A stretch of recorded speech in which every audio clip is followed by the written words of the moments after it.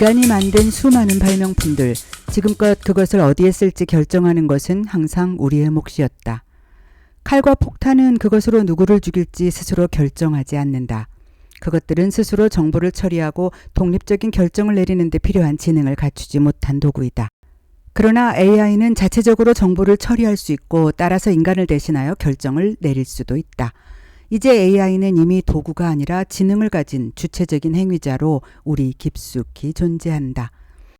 AI 혁명의 초기 단계인 지금 이 순간에도 AI는 이미 우리에게 대출을 해줄지, 우리를 직장에 고용할지, 심지어 어떤 경우에는 범죄 사실을 분석해서 어떤 사람을 교도소에 보낼지와 같은 것까지도 결정을 내린다. 이런 추세는 앞으로 더욱 강화되고 가속화될 것이다. 이런 상황에서 과연 우리는 우리를 분석하고 분류하는 컴퓨터 알고리즘이 진실로 지혜로운 결정을 내리고 더 나은 세상을 만들 것이라고 믿을 수 있을까?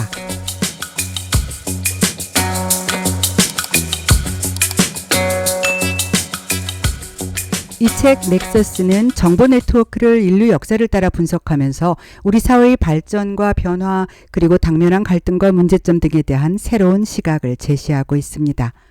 그리고 돌다리 동네 책방에서는 우리 사회를 움직이는 정보 네트워크에 대한 저자의 전체적인 생각과 주장을 따라가며 무의식 중에 우리 일상과 생각을 조종하기에 이른 알고리즘이라는 거대한 흐름에 대해 집중적으로 이야기해 보고자 합니다.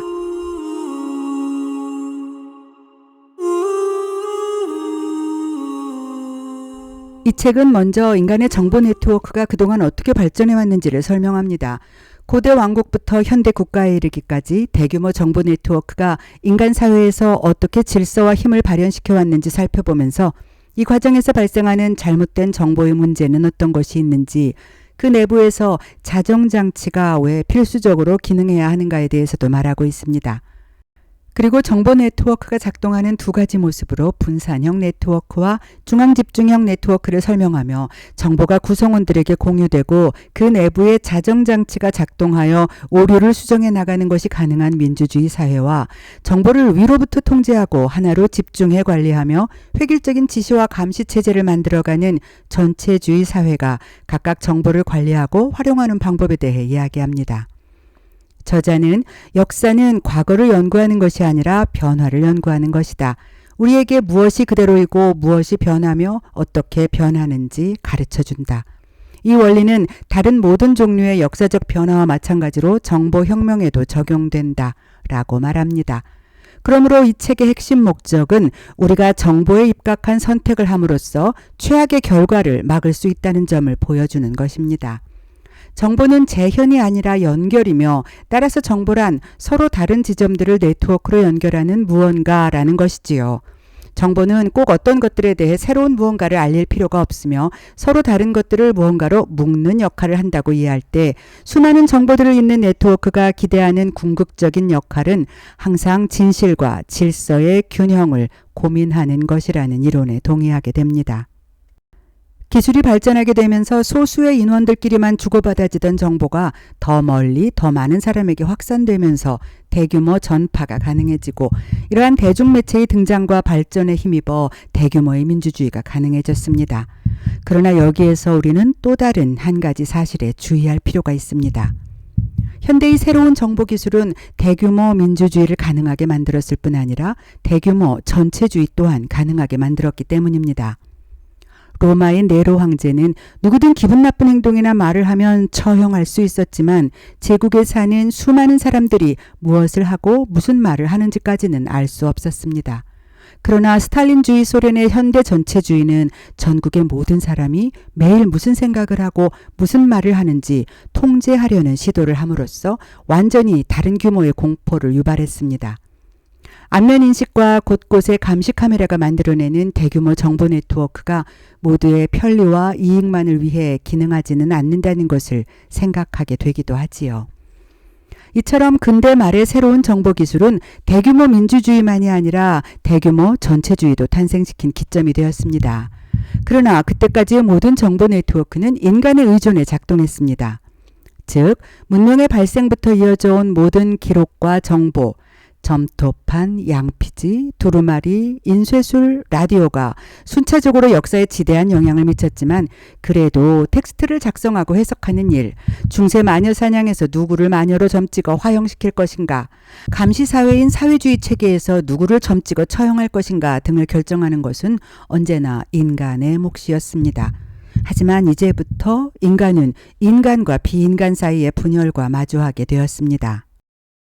모든 국가의 각계각층 사람들이 심지어 대다수를 감시하던 막강한 사회주의 권력 독재자들조차 이제는 우리의 일거수일투족을 감시할 수 있는 AI라는 낯선 대상에 종속되어 가고 있습니다. 그러나 가장 심각한 것은 그런 상황에 놓여 있음에도 우리는 그 낯선 지능이 무엇을 어떤 방식으로 구분하고 판단하는지 제대로 이해하지 못할지도 모른다는 것입니다. AI가 새로운 신화를 만들어내는 세상에서 우리의 삶은 어떤 모습이 되어갈까요?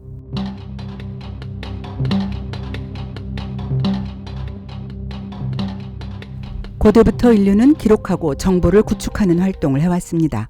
그러나 인쇄기는 성경과 같은 정보를 복제했지만 성경에 어떤 텍스트를 포함할지 결정할 수 없었고 성경에 대한 새로운 해설을 쓸 수도 없었다. 라디오는 정치 연설과 교향곡 같은 정보를 전파했지만 어떤 연설이나 교향곡을 방송할지 결정하거나 연설문을 작성하고 교향곡을 작곡할 수는 없었다. 그러나 AI는 이 모든 것을 할 수 있다.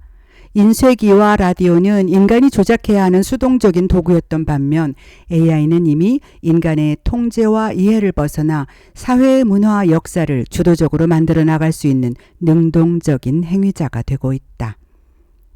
소셜미디어 알고리즘이 많은 나라에서 증오를 퍼뜨리고 사회적 결속을 약화시키는 데 기여하고 있다는 사실은 AI의 새로운 힘을 보여주는 대표적인 사례입니다.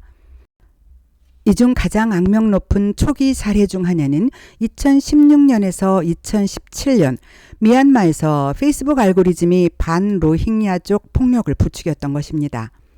당시 아라칸 로힝야 구세군이라는 소규모 이슬람 조직이 아라칸 라카인주에 무슬림 국가를 세우기 위해 여러 군초소를 공격하고 수십 명의 비무슬림 민간인을 살해하고 납치하는 등 연쇄 공격을 감행했습니다.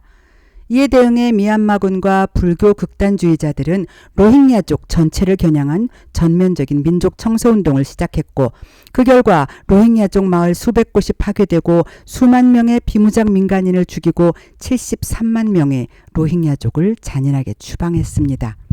이러한 폭력을 부채질한 것은 로힝야족을 향한 극심한 증오의 전파였습니다. 그런 증오는 반로힝야 선전에 의해 조직되었고 선전의 대부분이 페이스북을 통해 퍼져나갔습니다. 물론 알고리즘이 출현하기 이전에도 이러한 사람들 사이의 혐오와 갈등은 여러 방법을 통해 조장되었고 선동되었습니다. 그런데 왜 지금 우리는 페이스북의 알고리즘에 대해 심각하게 이야기하고 있는 것일까요? 여기서 우리는 소셜미디어 알고리즘이 인쇄술이나 라디오 장치와는 근본적으로 다르다는 사실을 이해해야 합니다. 미얀마에서 불행한 역사가 이어졌던 2016년에서 2017년 페이스북 알고리즘은 단순히 인간이 기록한 문장을 찍어내기만 하는 인쇄기보다는 어떤 주제를 앞에 내세울지, 어떤 식으로 독자들의 관심을 끌어모을지를 결정하는 신문 편집자에 더 가까웠습니다. 문제를 확산시킨 증오 게시물을 수십만 명의 미얀마인, 당시 버마인에게 반복적으로 추천한 것은 페이스북 알고리즘이었습니다. 이 알고리즘의 영향은 누군가가 증오로 가득하거나 전염성이 강한 내용을 게시하면 그것이 최다 추천을 받게 되고 따라서 사람들은 가장 악랄한 콘텐츠를 가장 많이 보게 된다는데 가장 큰 문제가 있었습니다. 당시 미얀마에는 평화나 평온을 추천하는 많은 사람들이 있었음에도 불구하고 그들의 게시물은 피드에 전혀 노출되지 않았습니다. 알고리즘은 사용자들의 뉴스피드 상단에 무엇을 배치할지, 어떤 콘텐츠를 홍보할지, 어느 그룹에 가입하라고 추천할지를 결정합니다. 더 나아가 때때로 알고리즘은 단순히 추천하는 것 이상의 일을 했습니다. 민족 청소 운동을 선동한 대표적 인물인 위라투가 세계적 비난을 받은 후인 2020년 말에도 페이스북 알고리즘은 위라투의 메시지를 계속 추천했을 뿐만 아니라 그의 영상을 자동 재생하고 있었습니다. 미얀마 사람들은 위라트와 무관한 온건하고 선한 메시지가 담긴 영상을 선택하려고 했지만 첫 번째 영상이 끝나는 즉시 알고리즘은 사용자를 화면 앞에 붙들어두기 위해 증오로 가득한 위라트 영상을 자동 재생하기 시작했습니다. 다시 말해 사람들은 무엇을 볼지 스스로 선택한 것이 아니라 알고리즘이 대신 선택해주는 영상 속에 빠져 있어야 했던 것입니다. 하지만 알고리즘은 왜 평화가 아닌 분노의 메시지를 추천하기로 결정했던 것일까요? 페이스북 경영진은 로힝야족에게 어떤 악의도 품지 않았으며 사실 로힝야족이 존재하는지도 잘 몰랐습니다. 그래서 진실은 더 복잡하고 충격적이기까지 합니다. 페이스북이 더 많은 데이터를 수집하고 더 많은 광고를 판매하고 정보시장에서 더 높은 점유율을 확보하기 위해 사용자 참여 극대화라는 사업 모델을 채택한 것에서부터 이 비극은 부작위적으로 발생했습니다. 사람들이 페이스북 플랫폼에서 더 많은 시간을 보낼수록 회사의 주가도 오르고 자연히 페이스북은 부자가 되었습니다. 이 사업 모델을 따라 인간 관리자들은 자신의 알고리즘에게 딱 하나의 최우선 목표를 부여했는데 이것이 바로 사용자의 참여를 늘리라는 것이었습니다. 알고리즘은 수백만 사용자들을 대상으로 실험하면서 분노가 참여도를 높인다는 사실을 알아냈습니다. 인간은 자비를 가르치는 평화의 메시지보다 증오로 가득한 음모론에 더 끌리는 경향이 있습니다. 따라서 알고리즘은 사용자 참여도를 늘리기 위해 분노를 퍼뜨리는 운명적인 결정을 내린 것입니다. 즉 알고리즘은 시행착오를 통해 분노가 참여도를 높인다는 사실을 학습했고 명시적인 명령이 없었음에도 불구하고 분노 콘텐츠를 추천하기로 결정했습니다. 기계가 이렇게 스스로 학습하고 행동할 수 있는 능력을 보이는 것이 AI의 특징입니다. 미얀마의 이 비극적인 사건은 비인간 지능이 내린 결정 때문에 일어난 사상 최초의 민족 청소 운동입니다. 그러나 이보다 더 큰 문제는 그것이 마지막이 아니라는 것입니다.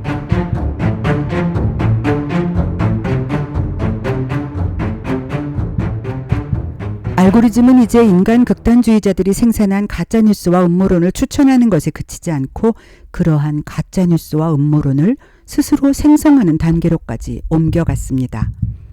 알고리즘이 스스로 아이디어를 생성하고 결정을 내린다는 상황에 대해 우리가 먼저 부딪히는 문제는 AI가 과연 그러한 문제를 스스로 결정할 수 있는 정도의 의식이 있는가 하는 것입니다. 그러나 지능과 의식이 명백하게 다른 것이라는 점을 이해한다면 이러한 혼란을 정리할 수 있습니다. 지능은 목표를 달성하는 능력인 반면 의식은 고통, 쾌락, 사랑, 증오 같은 주관적인 감정을 경험할 수 있는 능력입니다.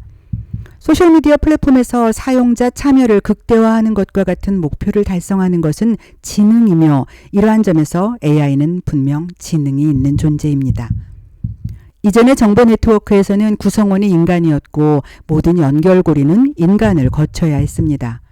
문서와 기록 창고는 인간이 개입해서 정리, 분류, 배포할 때에만 의미 있는 정보로 기능했습니다. 그리고 이때 기술은 그 발달 정도는 다르지만 인간을 연결하는 역할만 했습니다. 그러나 새로운 AI 기반 네트워크에서는 AI 자체가 구성원이고 인간을 거치지 않는 컴퓨터와 컴퓨터끼리의 연결로만 이루어지는 사슬이 존재하게 됩니다. 기존의 기술인 연결장치는 구성원들 사이에서 정보를 전달할 뿐 스스로 무언가를 결정하고 생성하지 못했던 반면에 지금의 AI는 스스로 이야기를 만들어내고 음악을 작곡하고 영상을 제작하고 심지어 자신의 코드까지 작성할 수 있는 단계에까지 도달했습니다. AI가 등장하기 전에는 인간 사회에 영향을 준 모든 이야기가 인간의 상상력에서 탄생했습니다. 한 예로 2017년 한 익명의 사용자가 4chan이라는 웹사이트에 가입하고 자신을 Q라고 밝힌 후 자신이 미국 정부의 가장 제한적인 기밀 정보인 Q레벨 정보에 접근할 수 있다고 주장했습니다. Q는 인류를 파괴하려는 세계적 음모를 폭로하는 게시물을 올리기 시작했습니다.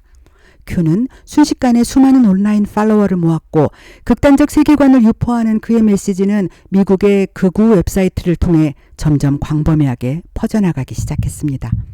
점차 이 극단적 메시지는 전 세계적으로 퍼져나갔고 2021년 미국 국회의사당 습격 사건을 주동하고 2020년 프랑스 정부 전복을 하기 위한 쿠데타를 모의하기도 했으며 미 하원 의원이 공개석상에서 음모론을 옹호하는 발언을 하기까지 했습니다. 이런 정치적 파장이 딱 한 명의 익명의 온라인 메시지에서부터 출발했다는 것을 생각해 봅시다. 2017년에는 딱 한 명이 그 메시지를 작성했고 알고리즘은 단지 그것이 퍼지도록 도왔을 뿐입니다. 그러나 2024년에는 AI가 Q가 쓴 것만큼이나 언어적, 정치적으로 정교한 텍스트를 손쉽게 작성해서 온라인에 게시할 수 있습니다. AI는 이제 자연어 처리 기술을 이용하여 사람들의 대화를 조작하거나 방해하는 것, 예를 들어 가짜뉴스를 만들거나 봇을 이용하여 여론을 조작하거나 특정 단어나 문구를 검열하는 것이 가능해졌습니다. 여기에서 우리가 생각해야 할 공포스러운 것은 방금 언급한 AI의 언어 해킹으로 많은 수의 사람들이 의미 있는 공개 대화를 나누는 것이 극도로 어려워질 수 있다는 것입니다. 인간인 척하는 컴퓨터 AI와 우리가 정치 토론을 하면 우리는 두 가지 면에서 어려움에 맞닥뜨립니다. 첫째, 봇은 설득되지 않는 존재라서 선전 봇의 의견을 바꾸기 위해 시간을 들이는 것은 무의미하다는 것이고, 둘째, AI와 이야기하면 할수록 우리에 관한 더 많은 사실이 공개되고 그 결과 봇이 자신의 주장을 가다듬어 우리의 생각에 영향을 행사하기가 더 쉬워진다는 것입니다. 언어를 숙달한 컴퓨터 AI는 다음 단계로 나아갈 수 있습니다.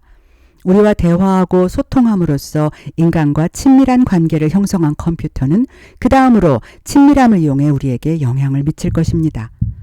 2010년대가 사람들의 관심을 장악하기 위한 소셜미디어의 전투장이었다면 2020년대는 전투의 목표가 관심에서 친밀감으로 이동할 가능성이 높습니다. AI는 결국 그 친밀감을 이용해 특정 정치인에게 투표하거나 특정 상품을 구매하거나 급진적인 믿음을 갖도록 우리를 설득하는 것을 목표로 합니다.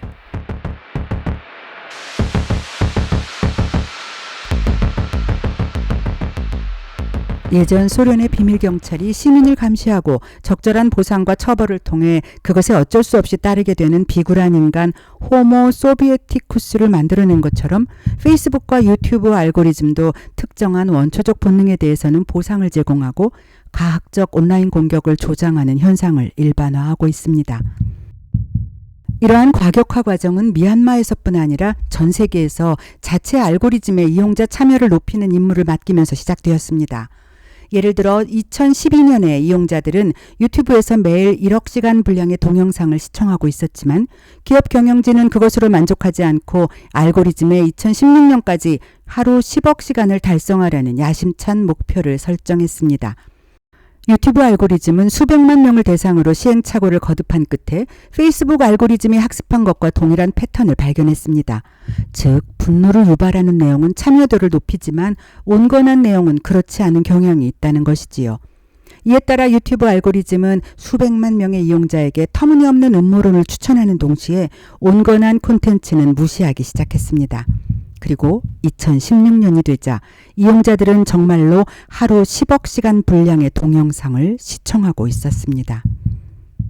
그러자 유튜버들은 거짓말로 가득한 터무니없는 영상이나 음모론 등 자극적인 영상을 올릴수록 알고리즘이 수많은 이용자에게 그것을 추천해주고 따라서 인기와 수익을 얻을 수 있다는 사실을 알게 되었습니다. 알고리즘이 이런 식으로 강화학습을 제공한 지 몇 달 만에 많은 유튜버가 트롤로 변신했습니다.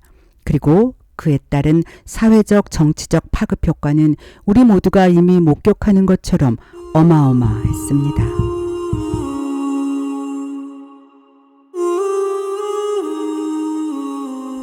만일 페이스북이 알고리즘에게 이용자 참여를 극대화하라고 하는 대신에 행복을 극대화하라라고 지시했다면 어떤 일이 벌어졌을까요? 우리가 컴퓨터 네트워크를 두려워하는 주된 이유는 컴퓨터가 우리의 바람과는 어긋나는 목표를 가짐으로써 인간뿐 아니라 그 밖의 다른 지각적 존재에게도 끔찍한 고통을 가할 수 있기 때문입니다. 그렇다면 목표에 대한 기준을 사용자의 고통과 행복에 미치는 영향을 고려해서 행동을 판단하는 공리주의적 입장을 도입한다면 최악의 상황을 벗어나는 대안이 될 수 있지 않을까요? 즉, 컴퓨터 네트워크를 만들 때 고통을 최소화하고 행복을 최대화하라고 지시하기만 하면 된다는 이론이 가능해집니다. 실제로 이런 공리주의적 접근 방식은 실리콘밸리에서 관심을 갖고 있는 것이라고 합니다. 그러나 안타깝게도 우리는 특정 사건의 고통점수 혹은 행복점수를 어떻게 부여해야 하는지 모르고, 따라서 역시 복잡한 역사적 상황에서 특정 행동이 세상에 존재하는 고통의 총량을 늘리는지 줄이는지 그것을 계산한다는 것은 불가능에 가깝습니다. 팬데믹 당시 외출 금지로 갇혀 있는 것이 질병의 확산을 막는 점에서는 행복 점수에 기여하지만, 그 과정에서 개인이 겪었던 문제점들을 고려한다면 개별적인 고통의 총량이 증가합니다. 이런 상황을 모두 개선해내서 명령을 결정할 수 있을까요? 저자는 이런 여러 가지 상황을 통해 결론적으로 새로운 컴퓨터 네트워크 자체는 그 자체로 나쁜 것도 좋은 것도 아니며, 그 네트워크가 우리와는 이질적인 성격을 가지고 있고 오류를 범하는 것이 당연하다는 것을 정확히 이해하는 게 가장 중요하다고 말합니다. 그러므로 기본적인 현재의 평가 과제인 탐욕이나 증오 같은 우리에게 익숙한 인간의 약점 외에 아직은 우리가 모르는 낯선 오류까지도 지속적으로 점검할 수 있는 기관을 만들 필요가 있다고 제시합니다. 이런 면에서 본다면 컴퓨터 네트워크가 어떻게 발전할지 예측할 수 없는 상황에서 현 세기의 재앙을 피할 수 있는 최선의 방법은 그것이 인간이 아닌 이질적인 지능이기 때문에 우리가 상상도 못한 판단을 할 수도 있다는 것을 이해하고, 엄청난 데이터에서 뽑아져 나온 계산이나 판단에 대한 의외의 실수를 찾아내 수정할 수 있는 열려있는 자정장치를 광범위하게 유지하는 것이 반드시 필요할 것이라고 생각합니다. 현재 우리가 당면한 문제에 대해 저자는 이렇게 이야기합니다. 컴퓨터는 아직까지 인간의 통제를 완전히 벗어나거나 스스로 인류 문명을 파괴할 만큼 강력하지 않다. 인류가 단합하는 한 AI를 통제하고 알고리즘의 오류를 찾아내 바로잡을 수 있는 제도를 만들 수 있다. 하지만 불행히도 인류는 단합한 적이 없다. 인류는 오랫동안 악의적인 행위자들 뿐만 아니라 선한 행위자들 간의 갈등에 시달려왔다. 따라서 AI의 발전이 인류의 존재 자체를 위협한다면 그것은 컴퓨터가 악의적이라서가 아니라 우리가 완벽하지 않기 때문이다. 우리가 그동안의 역사에서 숱하게 보았듯이 모든 정보가 여과 없이 흐르도록 내버려두면 진실이 지는 경향이 있습니다. 진실이 기울어지는 위험한 순간을 살아가는 우리가 AI를 상대하기에 앞서서 인류의 연대를 고민해 보아야 할 중요한 문제가 바로 여기에 있습니다. 이 영상은 단언컨대 돌다리 동네 책방 주인이 직접 책을 읽고 내용을 정리하고 일일이 영상 작업을 거쳐 게시한 것입니다. 그런데 당신은 제가 정말 인간이라고 100% 확신할 수 있을까요? 2020년대 이전에는 지구상의 인간의 정신 외에는 정교한 텍스트를 생산할 수 있는 존재가 없었습니다. 그래서 몇 년 전에 이 질문을 받았다면 당연히 이것은 인간이 제작한 영상이다 라고 대답할 수 있었을 것입니다. 그러나 이 책 넥서스의 저자 유발 하라리에 따르면 지금은 상황이 전혀 다르게 보입니다. 그의 분석에 의하면 어쩌면 당신이 방금 본 영상의 텍스트는 1년이 넘는 기간 동안 여기서 제작된 70여 개의 영상을 학습한 인간이 아닌 어떤 존재의 지능이 생성할 것일 수도 있다는 것 아닙니까? 이 채널의 주인인 저 스스로도 이쯤 되니까 제가 인간이 맞는지 잠깐 혼란스럽습니다. 여러분이 보시기에는 아직도 제가 인간으로 보이시나요? 이렇든 저렇든 시청해 주셔서 감사합니다. 하하하.